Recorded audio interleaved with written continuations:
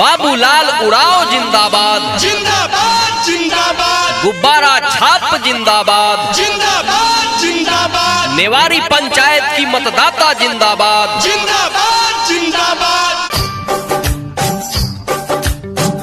इस बार के पंचायती चुनाव में आपके अपने नेवारी पंचायत से सुयोग्य, कर्मठ, शिक्षित एवं संघर्षशील मुखिया उम्मीदवार हैं भाई बाबूलाल उरांव, जिनका चुनाव निशान है क्रम संख्या 2 पर अंकित चुनाव निशान गुब्बारा छाप। बाबूलाल उरांव को मुखिया बनाना है,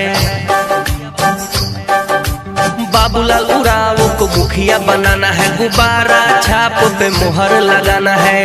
अब की चुनाव में सबको समझाना है, सबको बताना है, गुब्बारा छाप पे मुहर लगाना है। बाबूलाल उरांव को मुखिया बनाना है, गुब्बारा छाप पे मुहर लगाना है। अब की चुनाव में सबको समझाना है, सबको बताना है, गुब्बारा छाप पे मुहर लगाना है। बाबूलाल उरांव को मुखिया बनाना है, गुब्बारा छाप पे मुहर लगाना है।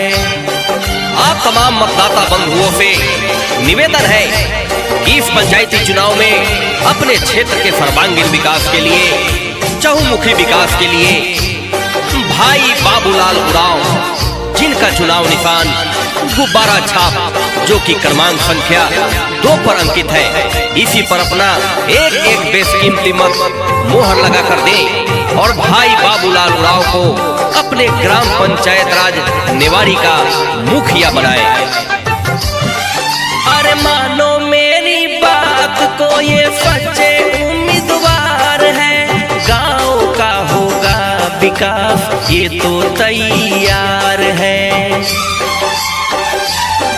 अरे मानो मेरी बात को, ये सच्चे उम्मीदवार है, गांव का होगा विकास ये तो तैयार है। नेवारी पंचायत से आए हैं ये गुब्बारा छाप अब की लाए हैं, नेवारी पंचायत से आए हैं ये गुब्बारा छाप अब की लाए हैं ये।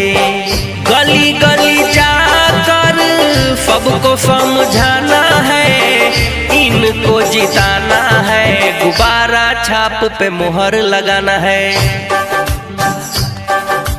बाबूलाल उरांव को मुखिया बनाना है, गुब्बारा छाप पे मुहर लगाना है।